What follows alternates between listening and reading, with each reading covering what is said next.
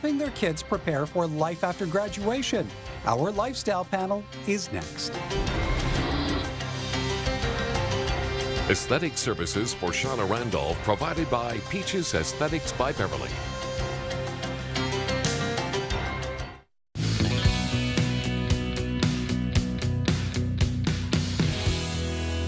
From preparing your children for life after high school to the rewards of repetitive reading with young children and the many benefits of babysitting the grandkids. The parenting experts are here for this week's Lifestyle Panel. Joining us this evening, Jennifer Nielsen, co-founder of AlbertaMamas.com and an experienced registered yoga and meditation teacher.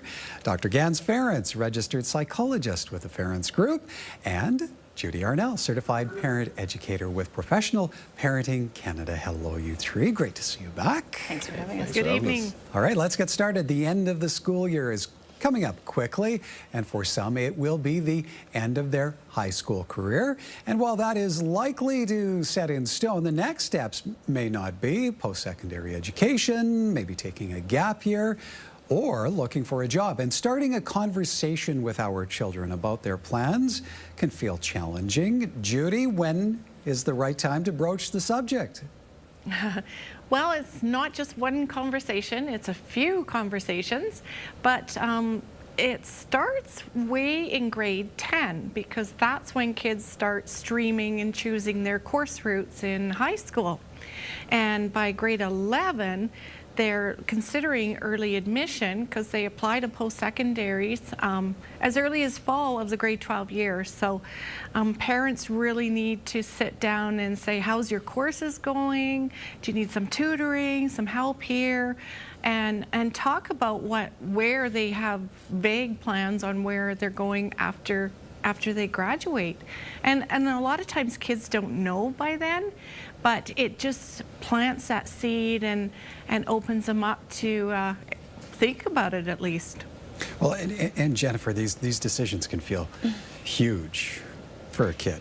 Even life-changing, right? So, Yeah. so as parents, how do you think we should help them navigate that? Well, as you know, in previous times that I've been here, my children are young, so I'm not the expert definitely on this subject, but as a yoga and meditation teacher and somebody who teaches a lot about self-reflection and self-guidance, I think it's a great opportunity for us to have conversations with them of okay, well, what are your goals and how do you feel about this? Is there a lot of anxiety about needing to go to school, or is there a lot of anxiety about the idea of traveling and missing some of school, and then from there being able to kind of guide based off of the individual, Helping them think through it. Yeah. Okay. Gans, I have to think this is one of many ongoing conversations, right? And Judy, actually, she alluded that. Yeah, absolutely. It's never well. too early to start to talk with the kids about things like money, like, taking care of your body, like drugs, or staying away from drugs, I should say, sex, those sorts of things. Those are many conversations over the developmental span of the kids, right? And, as you were saying, Jennifer, talking to them about, what would it look like if you went to school? What would it look like if you took a year off? And really dealing with the worry or anxiety some kids feel about, stepping into adulthood. Because sometimes that can feel really daunting to a lot of people. It's like, oh no, now I got to get a job, and I got to be responsible, I got to do this, and then it can be overwhelming. And say, well, we can slow down. Maybe if you're ready, you can go, or if you're not, we can find some sort of transitional plan to help you get there in a way that's not going to freak you out. There's a lot of pressure on kids at that age? There can be. If we as parents are putting that pressure on them to start thinking about it? Honestly, society, I think, puts a little bit of that pressure on. There's this magical line that happens when you're 18 that, you think either 18 or graduation, it's like, oh no, I got to start the adult life. And yeah, if you're ready, you can. And you should be moving towards that, but it's not this thing where you're a kid one day and you're an adult the next day. That just doesn't work for any of us. Judy, how do we navigate so that we as parents, we're being helpful and we're not taking too much of the lead?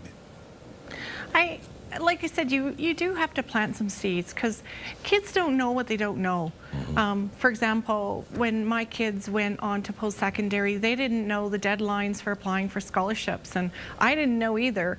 But I did know the deadlines or how you apply for residences, or what kind of budget you need, or what are things you're gonna have to buy. So it's good.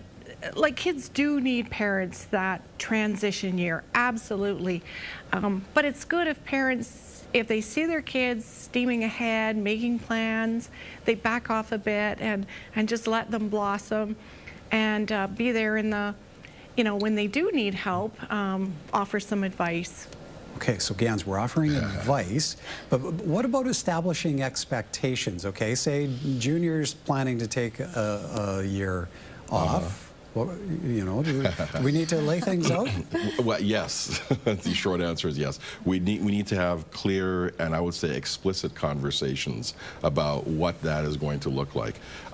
If the family is okay with that, and there's lots of research that says for a lot of kids, taking that year or two off is really a good thing. It gives them a chance to mature, gives them a chance to figure out what they want, and so they, when they hit post-secondary, they're actually ready and they're more focused. But it has to be clear. What are the expectations? Are there expectations around rent, around curfew, around chores in the house? Who's going to pay for this year off, right? Or if they want to travel, who's going to pay for that? So that needs to be a really clear conversation, and that needs to be done way ahead of time, so it's not done the day they graduate. Well, how are you going to pay for this, right? You give them some leeway, and as Judy was saying, our job as parents is to be, I say, a consultant.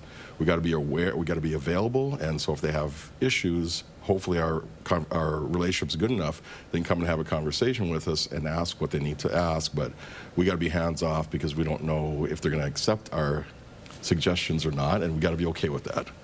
And you're looking longer term, Jennifer, so are you already having these conversations? I'm already having a moment of anxiety myself here, thinking about it. But you know what? Those are really good points. As a parent of somebody with younger children, even for me, taking this advice, going, oh, there are deadlines that are early in the year, and now that I'm aware, and then yes, I can help set my children up once we get closer there, and we can have conversations around it. Yeah.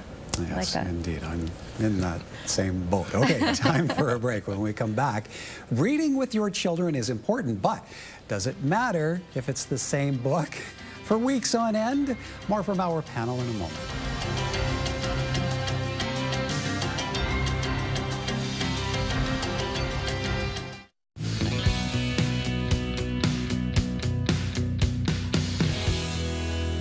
Welcome back. Most parents make time to read to and with their young children, and you've probably read the same books over and over and over again, as boring as it might become for mom and dad.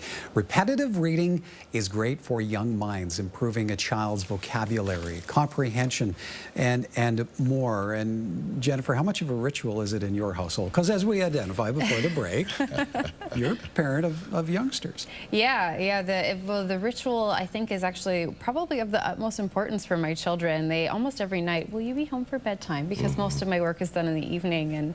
And yeah, so in our household, my husband is actually the one that reads, and then I come in and sing a song afterwards. And yeah, my husband has told me many times of books. He's like, oh, she's on this one for a few weeks. I feel a little bad for him. But how do you view the benefit in your household? Well, you know what? It was interesting because when my oldest came home from kindergarten and they first started bringing home books from kindergarten, there was even a note in there where the teacher had said, it's okay if they want, it's normal for them to want to read the same book over and over again. And it's actually really good for them because then they start to recognize words, and that's how they learn how to read. What about for you as a parent, though? How do you benefit? Well, I guess I don't do the reading. Your husband's doing the reading. You get to listen. Yeah, I get to listen. You know what? Yeah, I think my husband actually, he takes it really well. He's just like, like he said, it's a chance to connect. Yeah, it's a great chance for him to connect. He works all day, and like most parents during the day, he's gone. He comes home for dinner. Even sometimes he does some work after dinner time. So that's their 5-10 minutes of just being engaged with each other. And I I think, yeah, that above all of the learning of the reading is probably the important part. Gans, you like it as a means of connecting as well? Absolutely. I think it's one of the other benefits of doing this. It's like, well, in the old days, we used to have like supper around the table or even a family dinner on Sundays or whatever, but everybody's so different, so busy nowadays. Everybody's split up and stuff like that. So sometimes that can be maybe the only time that everybody's together, or dads get a chance to connect, or moms get a chance to connect with their kids. And, you know, I really, when my kids were little, I really used to look forward to, I'd get up like Saturday mornings or Sunday mornings, I'd go and get them into bed with me and we'd read Hop on Pop, and they'd actually try to hop on Pop. But, so it's like, but yeah, it's a great way to connect, and I still love reading. Okay, you were to telling my us kids. this in the break. You still read to your kids. And, I do. And it's, they're not youngsters anymore. Well, 18 and 14, right? But like, you know, we again, chance for us to get together, hang out as a family, and we read. I'm probably on the Harry Potter set about the 5th or 6th time now going through that. So yeah, it's just a fun time, and I enjoy reading. I enjoy the connection time. Judy, if it is the same book that we're reading over and over, is that such a bad thing? It's a good thing, and it's like when we go to our favorite restaurants over and over. It's a different experience every time. So how it works is when you read the same story, children's brain cells, they send neurotransmitters over that gap, and every time you read it forms another layer. So it's good in that it completes that wiring. And they, like Jennifer said, they experience different words, and they may look at it and hear it in a different way this time. So it's very good. Keep doing it. Same with movies. Kids want to watch the same movies over and over, and that repetition is very good for building brains. I have to say, I love the reading time. It's just spot on. Okay, let's get to one final topic. Once in a while, parents can tap out and leave the reading to someone else, including perhaps your children's grandparents. They share a special relationship, and research shows that grandparents who babysit their grandchildren actually live longer. Gans, what do you make of that correlation? I would agree. Well, I mean, there's other research that says that seniors who have a sense of purpose live an average of about 7 years longer than seniors without a sense of purpose, right? So having that connection with the grandkids, or, you know, feeling that you're helping out your kids and getting some interaction with the younger generation, that really can stimulate a lot of good stuff for the seniors.